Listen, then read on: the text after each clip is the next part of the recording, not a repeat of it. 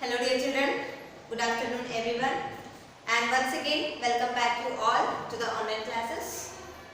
And as you all know that now we are discussing the last unit of your science part, that is the 6th unit, universe.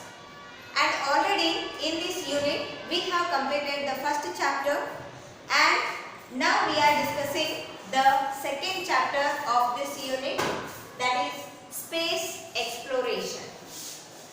So here when we are going to discuss about the space, everybody are very interested in this space science, so that we can see and study the many things about the space and how the objects are there in the space and what are their properties and what are the phenomena takes place in the space. So about everything and what is there beyond this earth as well as what is there in the space.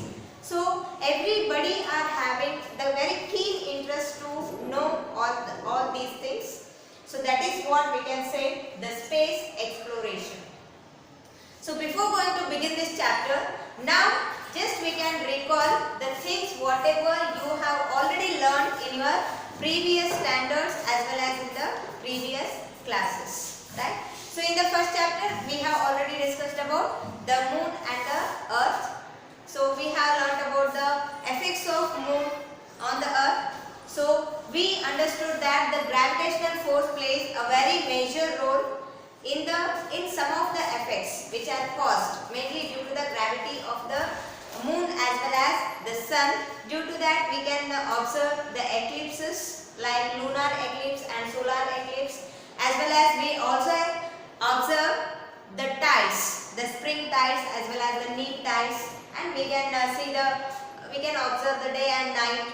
So likewise these are all some effects of the moon on the earth. So this all we have learned. And also in your previous standard you have learnt about the space science. It means the study of the space. So what is that science? Yes, that is what? The astronomy. Yes, the astronomy. So what is this astronomy? Now we can define the astronomy. Astronomy is the branch of science that deals with the study of celestial objects as well as space and about the physical universe. So in the astronomy, what are the aspects which we study are the celestial objects. So what do you mean by the celestial objects? Yes, the objects which are there in the space. Either they may be the constellations, stars, moons, planets, comets, asteroids, planetoids. So whatever the things are there in the space, so they are all called as the celestial objects. And the study of all those celestial objects as well as the study of space. What is the space? What are there in the space? What is the atmosphere there? So study of all that, as well as the many physical activities, many physical phenomena are also taking place in the universe, right? In the whole universe, many physical phenomena takes place. So study of all these objects, so that we can call as the astronomy. So how can we define the astronomy? Now I will write the definition of astronomy. Just you make a note in your notebook. So astronomy is the branch of science. The branch of science that deals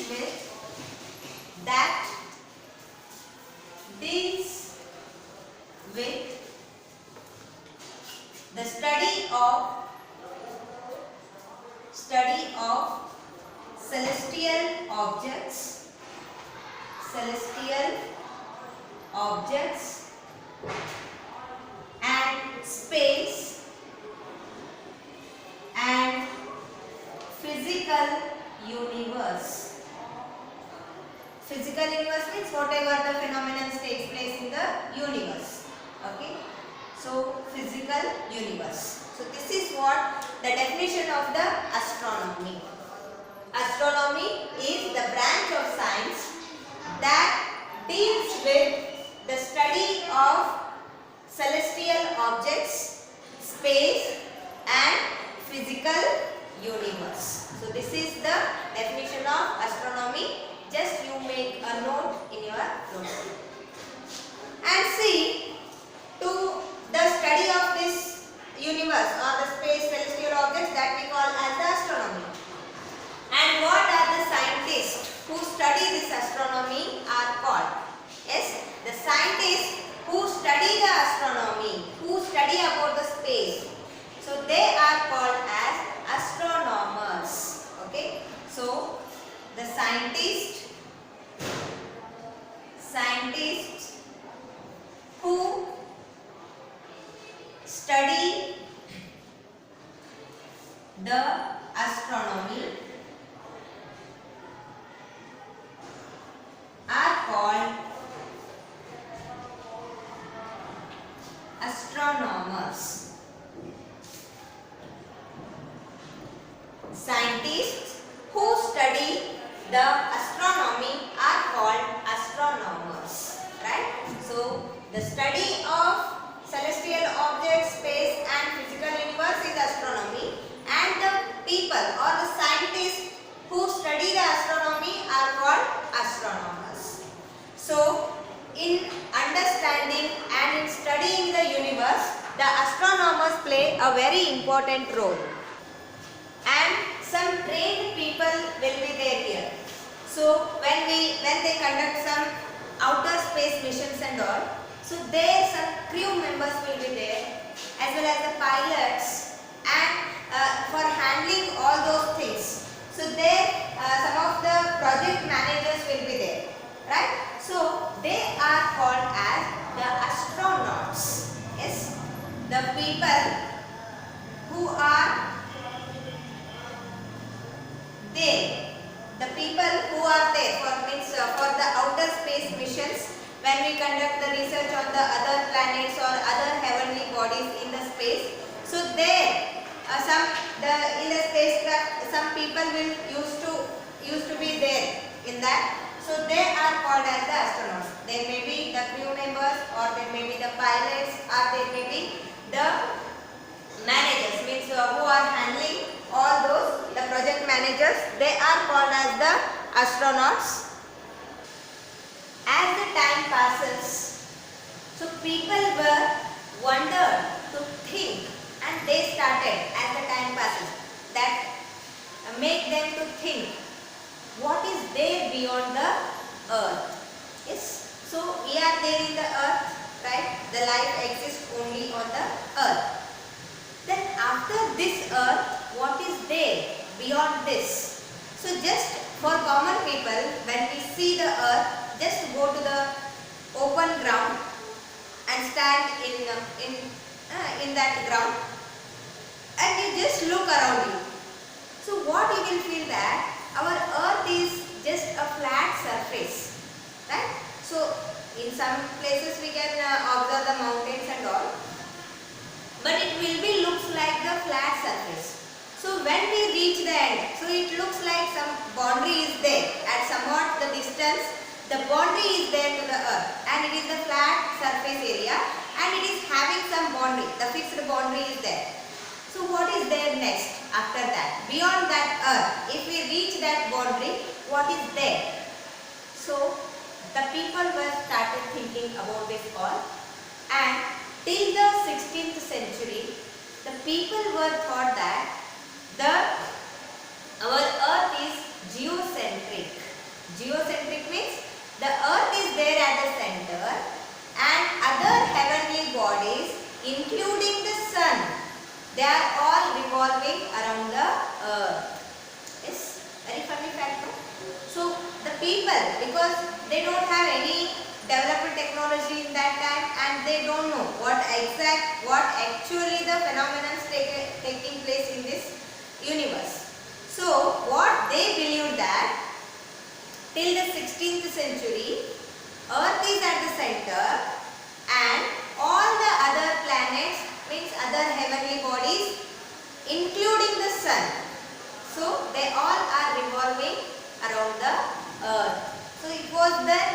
Egyptian in those days.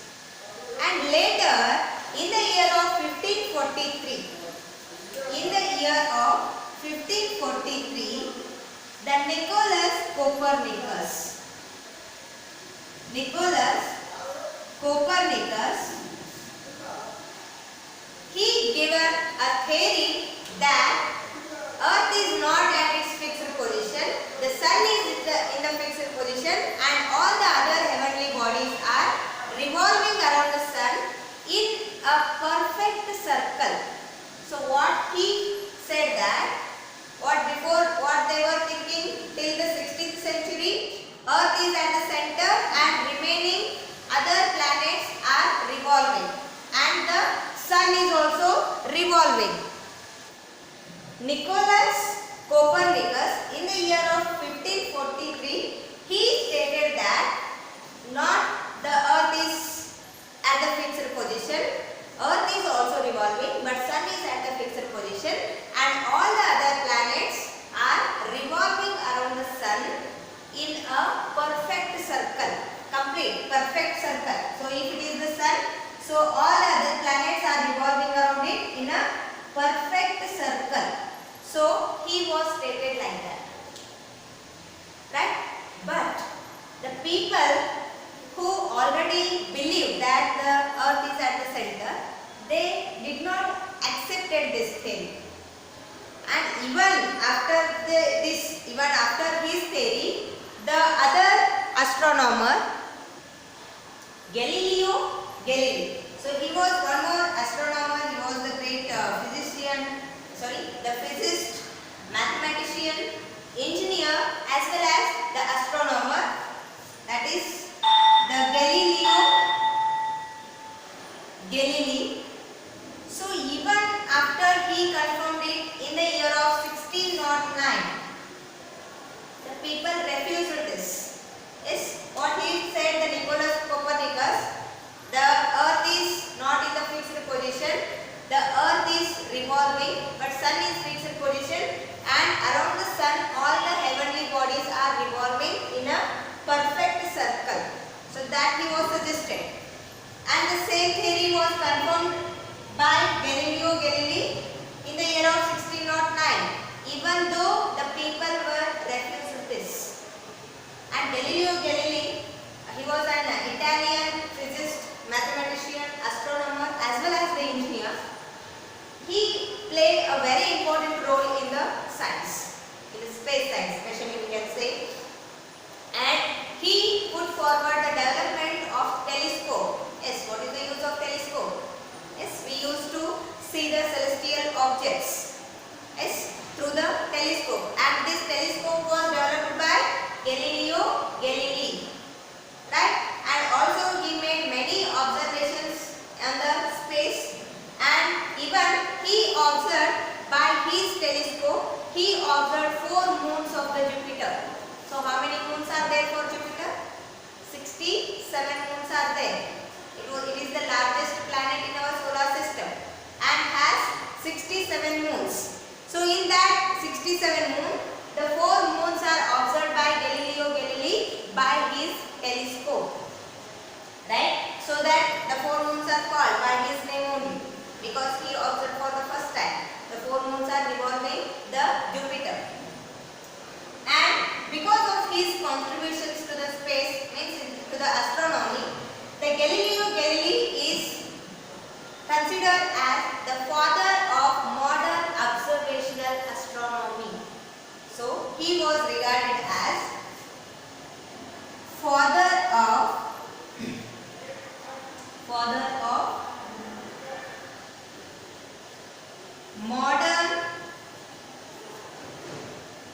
observational astronomy.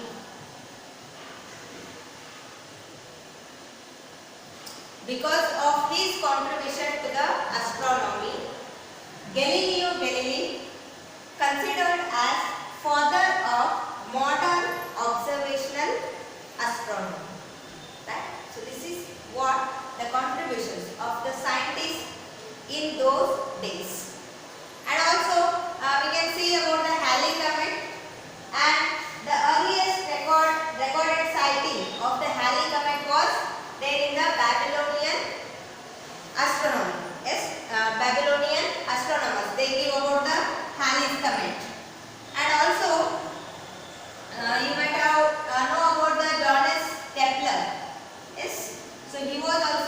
great astronomer as well as the mathematician, and he is best known for his laws. So there are many laws are there, and also he gave the law for the planetary motion. So he gave the law for the planetary motions, and according to the Kepler, so he what stated that, so before the Nicolaus Copernicus, what he stated, the sun is at the fixed position and all the heavenly bodies are revolving in a perfect circle. But the Kepler showed that, of course, the sun is there at the center and all the other heavenly bodies are revolving in an elliptical orbit, in the ellipse, right? So we know that nowadays, yes, we know that the sun is at the center and all the planets are revolving in the elliptical orbit, and this was given by the Johannes Kepler. He was the great German mathematician as well as astronomer. So he stated that all the planets are revolving around the sun in an elliptical orbit or in the ellipse. So that is given by Kepler. And the knowledge of his laws, these laws all, they helped Sir Isaac Newton to formulate the law for gravitation. So we know that the gravitation, it is formulated by the Newton, Sir Isaac Newton, and also we know the story behind it. So when the Newton who was sitting in his garden, so he saw that the apple, it is falling down from the tree. So that he was started thinking that why it fall down only. Whenever we throw something, that also comes down, and the apple also comes down. So why always the objects comes down? So he started thinking that maybe the earth is having some special property to attract all those. So then he formulate the gravitation. So these all are made him to formulate the gravitation, right? So and also in the 7th century only, the Indian astronomer, the mathematician Brahmagupta, Indian astronomer as well as the mathematician, the Brahmagupta, you can say, I will write here now.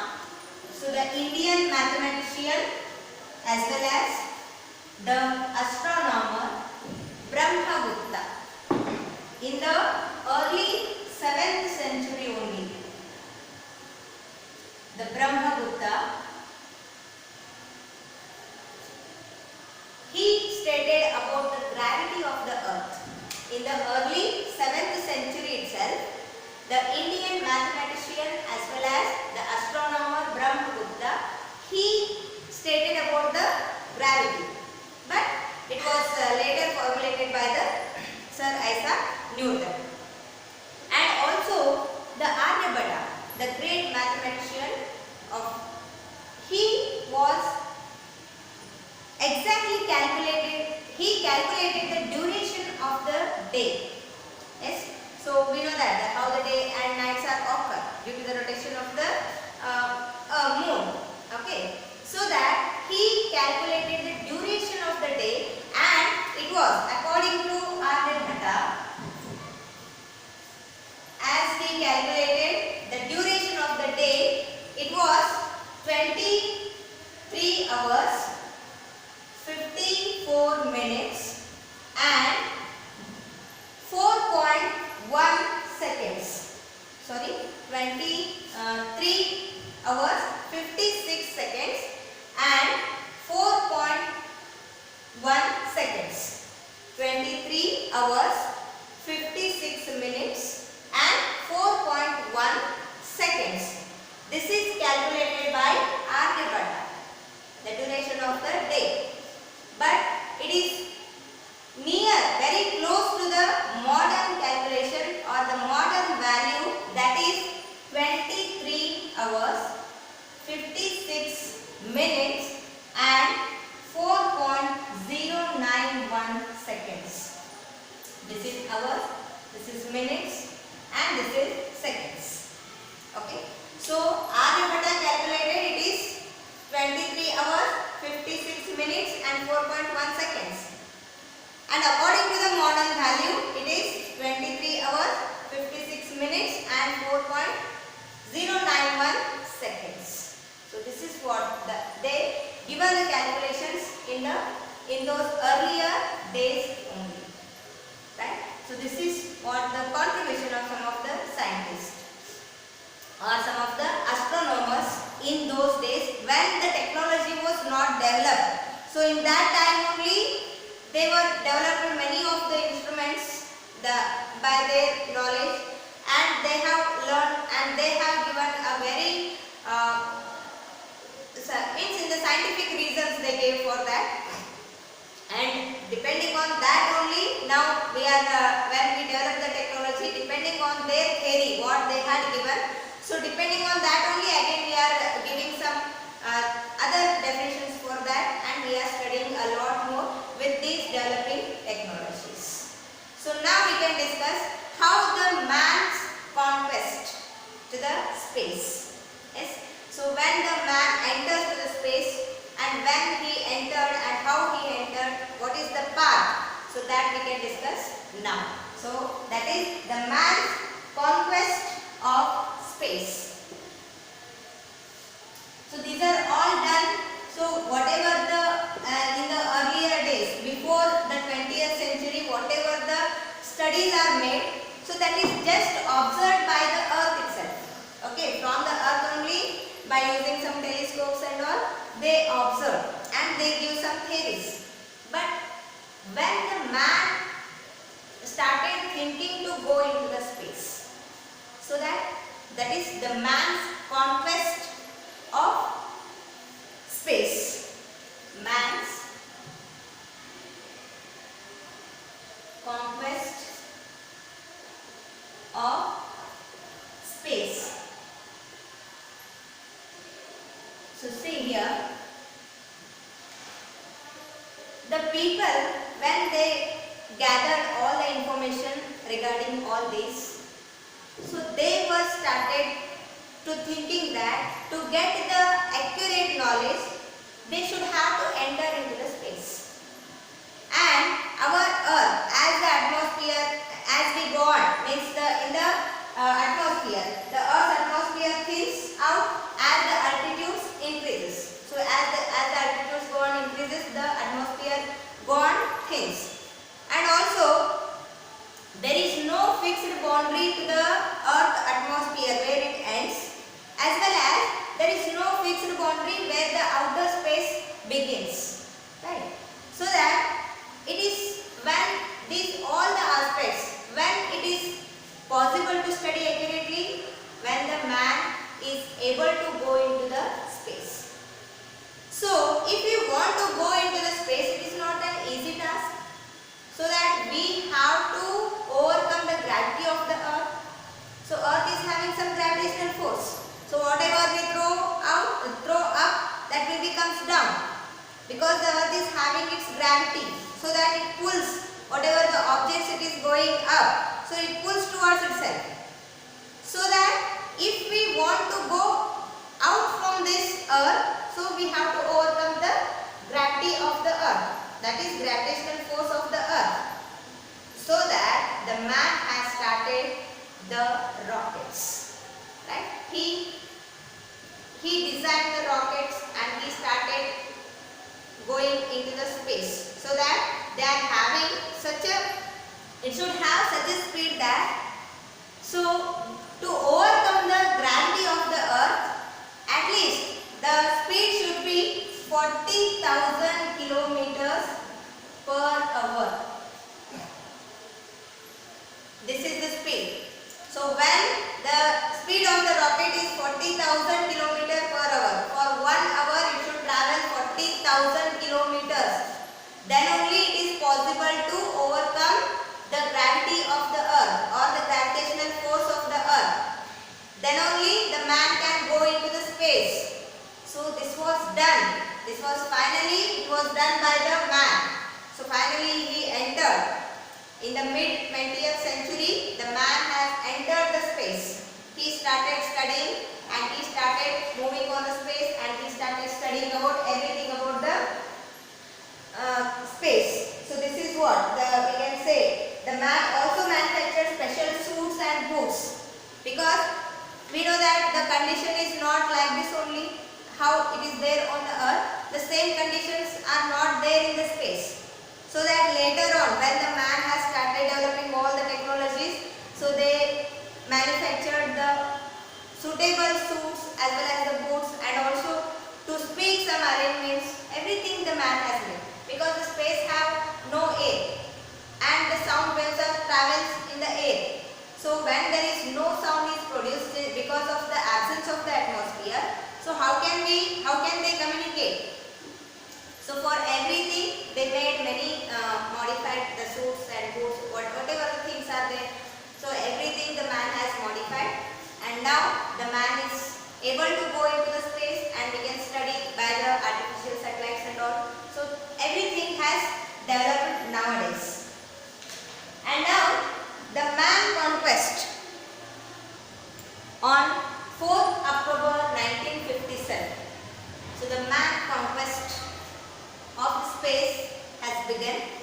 So that from there onwards, the USSR, so it has launched the satellite, that is the USSR. Launched the satellite, that is Sputnik 1. Sputnik 1, and it was the first satellite to go into the space, and it was launched on 4th October 1957, and it was just hardly the size of this Sputnik 1 was the large beach ball. So that much large it was there, the Sputnik 1, and it is the first artificial satellite which is launched on 4th October 1957. And later, after some days, in November 1952, the Sputnik 2 was launched in the November same year 1957. So Sputnik 2 was launched, and in that the Russian dog named Laika, the Laika was sent in Sputnik 2, which was launched in November 1957, and it has become the first animal to go into the space or to travel into the space. The dog is named Laika, right? So it was went on in November 1957 in the Sputnik 2 launched by USSR. Okay, and later this, the first man to go into the space is the Soviet cosmonaut Yuri Gagarin. Yuri Gagarin, he was the Soviet cosmonaut and he was the first man. Yuri Gagarin,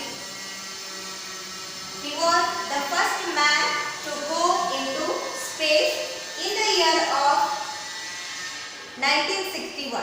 Yes, the 12th April 1961. So then on this day, the Yuri Gagarin, the Soviet cosmonaut, he went into the space, and he was the first man to go into the space.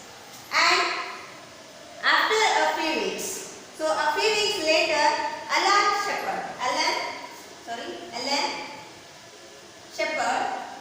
after 3 weeks, so he went on the space, and he was the first American.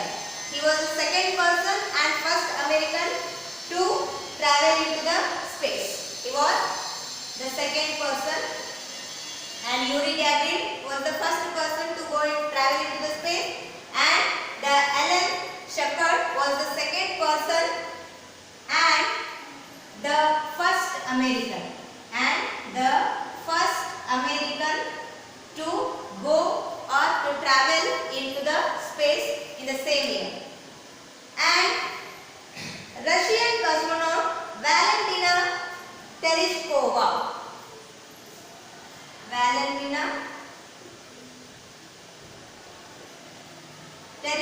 Shapilova. So she was the Russian cosmonaut and she became the first woman to travel into the space. Yes, in the year of 1963. She traveled in the space on 1963 and became the first woman to travel into the space. She was the Russian cosmonaut. And 8 years later, we should say very thankful. We should be very thankful to the space and the development. We should be thankful for the astronomers because the man was able to walk on the moon on 20th July 1969. On 20th July 1969, the man was able to walk on the moon. Yes. So, the first time, the first astronaut who walked on the moon is the US astronaut Neil Armstrong. The Neil Armstrong, the US astronaut, and he walked on the moon for the first time, and he is, along with him, there are two more astronauts were there. They are Edwin E. Aldrin and Michael Collins. Edwin E. Aldrin and Michael Collins. So these were the three astronauts who walked on the moon, and the Neil Armstrong was the first person to walk on the moon, that is on 20th July 1969. So this is about the man's conquest of space. So I hope you have understood this, and the today's class I will conclude with this, and in the next class we can discuss about how the spacecraft and all, how they organized or how they designed. So about that all we can discuss in the next class. So if you have any doubts regarding this, you can contact me and clarify your doubts. Thank you. Have a nice day.